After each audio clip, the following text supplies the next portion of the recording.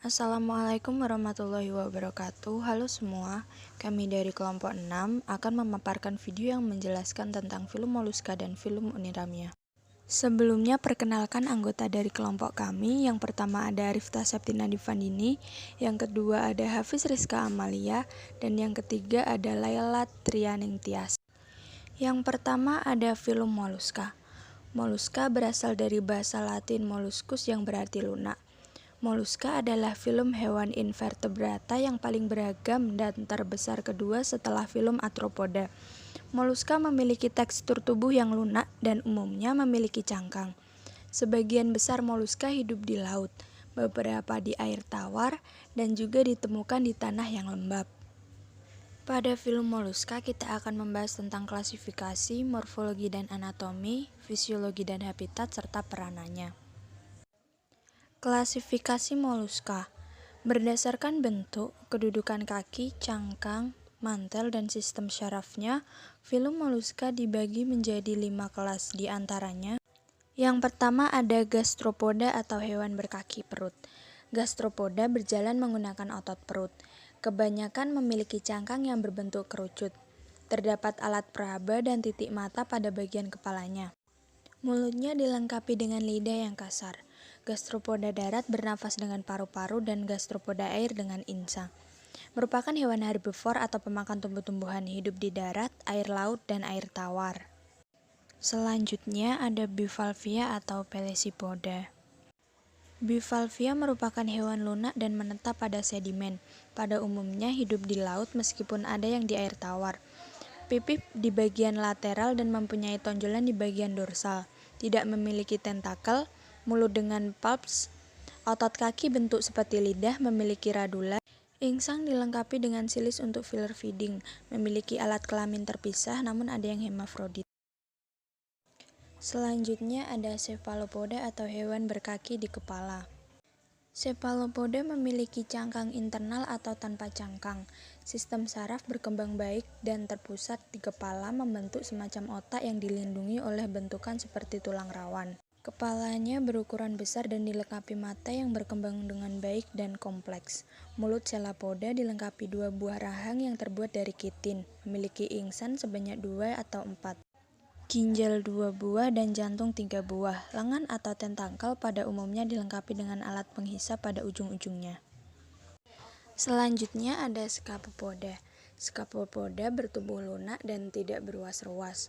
Hewan tripoblastik selomata, tidak mempunyai tulang belakang, hidup di air dan di darat, memiliki cincin syaraf yang merupakan sistem syaraf, memiliki radula, hewan heterotrof, bereproduksi secara seksual, struktur tubuhnya simetri bilateral. Tubuhnya terdiri dari kaki, fasa visceral, dan mineral. Selanjutnya ada Amphineura. Amphineura merupakan hewan berkaki pipih, memiliki struktur radiola pada tubuhnya. Tubuhnya simetri bilateral, memiliki cangkang yang berjumlah 8 dan berbahan dasar dari zat kapur. Memiliki mulut di kepalanya namun tidak memiliki baik tentakel maupun mata. Memiliki kaki ventral yang memanjang dan insang yang terdapat di dalam mantel. Banyak ditemukan menempel pada bebatuan dan melingkarkan tubuhnya. Selanjutnya ada morfologi dan anatomi dari moluska. Morfologi moluska. Tubuh tidak beruas-ruas kecuali Amphineura. Simetri bilateral atau asimetrik karena torsi. Tubuh biasanya pendek dan sebagian tertutup di antara mantel dan tubuh yang digunakan atau lenyap secara sekunder. Ada cangkang yang diproduksi oleh mantel. Cangkang berisi atas 1, 2, atau 8 keping. Kepala bersama dengan otot kaki di bagian ventral.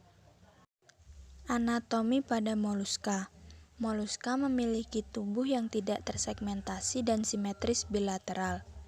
Moluska adalah hewan tripoblastik atau memiliki 3 lapisan tubuh, yaitu ektoderm, mesoderm, dan endoderm. Moluska memiliki selom yang dilapisi oleh mesoderm. Secara umum, tubuh moluska terdiri dari bagian kepala, lalu bagian massa visceral, mantel, dan kaki. Selanjutnya ada fisiologi dan habitat moluska. Fisiologi moluska. Moluska memiliki insang untuk respirasi yang terletak di rongga mantel. Saluran pencernaan berkembang dengan baik dan melingkar. Kebanyakan moluska memiliki lidah serak atau bergerigi seperti radula yang digunakan untuk makan. Moluska menunjukkan kekurangan jenis sistem peredaran darah di mana terdapat jantung punggung dan sedikit pembuluh darah. Ekskresi dilakukan melalui satu atau dua pasang ginjal. Jenis kelamin terpisah dalam moluska dan pembuahan mungkin internal atau eksternal. Sistem syaraf pada moluska terdiri dari cincin syaraf yang mengelilingi esofagus dengan serabut syaraf yang melebat. Moluska juga menunjukkan adanya organ sensorik seperti mata, tentakel, dan lain sebagainya. Habitat moluska. Moluska bersifat kosmopolit, artinya ditemukan di mana-mana, di darat, payau, di laut, di air tawar, mulai dari daerah tropis hingga daerah kutub. Habitat moluska dapat berada di palung benua laut sampai pegunungan yang tinggi, dan bahkan dapat ditemukan dengan mudah di sekitar rumah kita. Peranan moluska yang menguntungkan sebagai sumber makanan berprotein tinggi, misalnya tiram batu, kerang hijau, sotong. Untuk perhiasan misalnya tiram mutiara, hiasan dan kancing misalnya dari cangkang tiram batu dan tiram mutiara. Serbuk cangkang kerang untuk obat mah. Yang merugikan, ada siput dan keong dapat menimbulkan kerusakan pada tanaman budidaya, dan ada siput limnaea sebagai inang perantara pada cacing hati.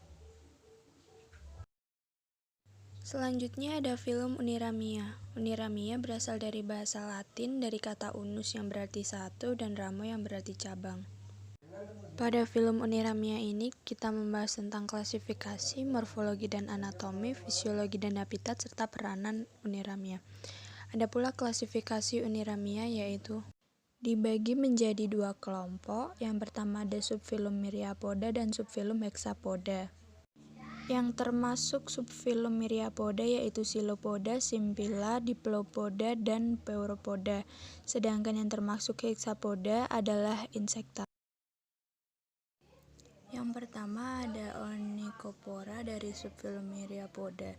Onychopora merupakan organisme bersegmentasi, memiliki kulit halus, memiliki mata kecil dan antena, memiliki beberapa pasang kaki mirip tonjolan dan kelenjar lendir pada kepalanya.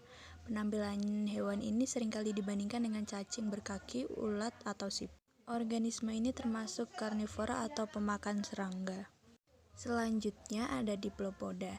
Diplopoda memiliki tubuh panjang bersegmen banyak. Tiap segmen mempunyai dua pasang kaki. Perangkat mulut terdiri dari sepasang mandibula dan keping gnatociliarium.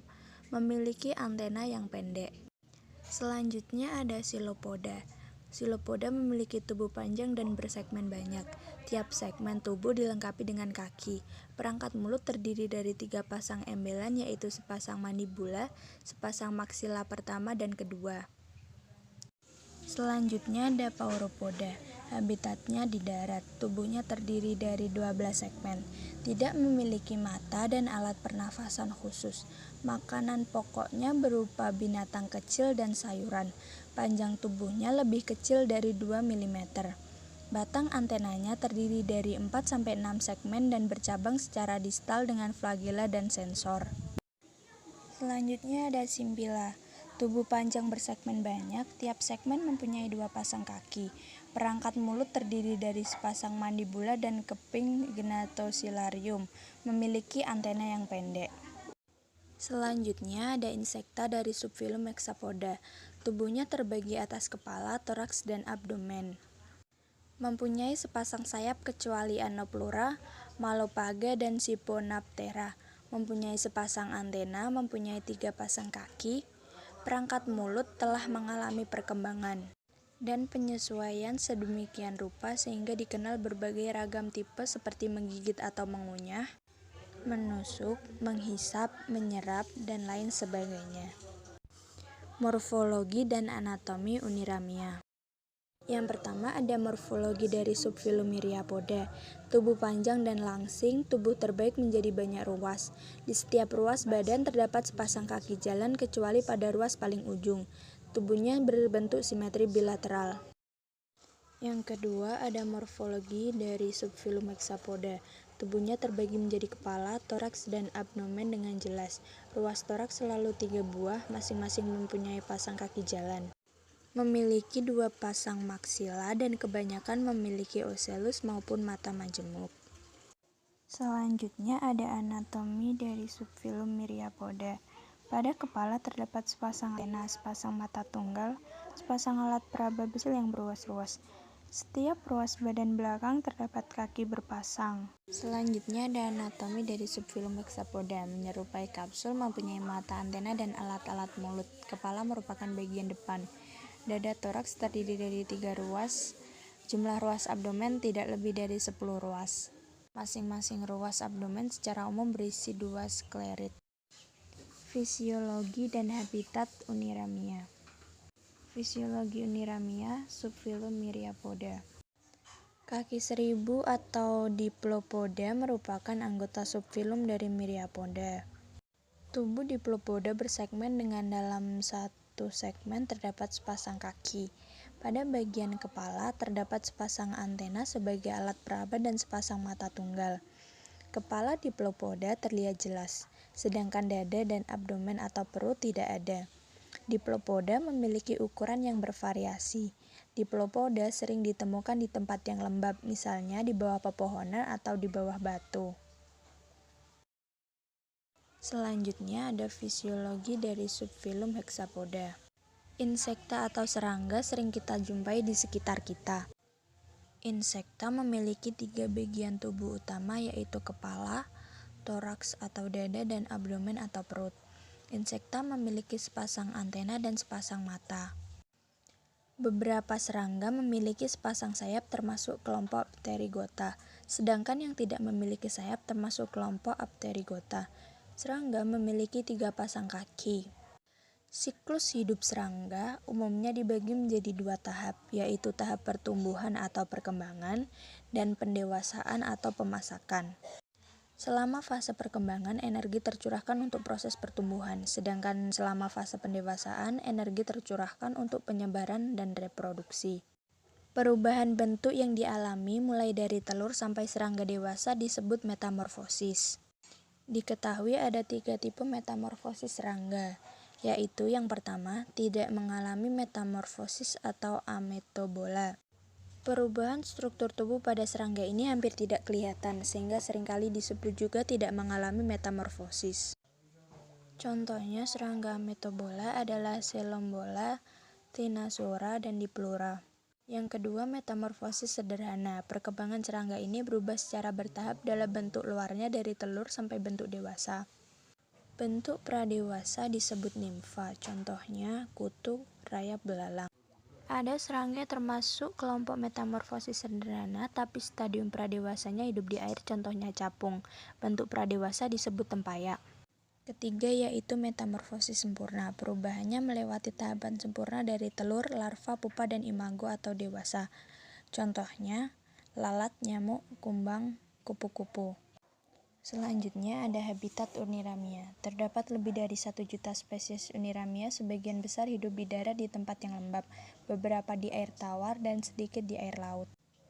Peranan Uniramia yang menguntungkan membantu proses penyerbukan atau polinasi tanaman, membantu proses degradasi sampah organik, sumber protein hewani. Yang merugikan sebagai vektor, merusak tanaman budidaya, kaki seribu menghasilkan sekresi berbahaya, lipan besar, bagaimanapun dapat menggigit manusia. Gigitan dapat menyebabkan rasa sakit dan ketidaknyamanan yang hebat. Sekian pemaparan video film Moluska dan Urinamia.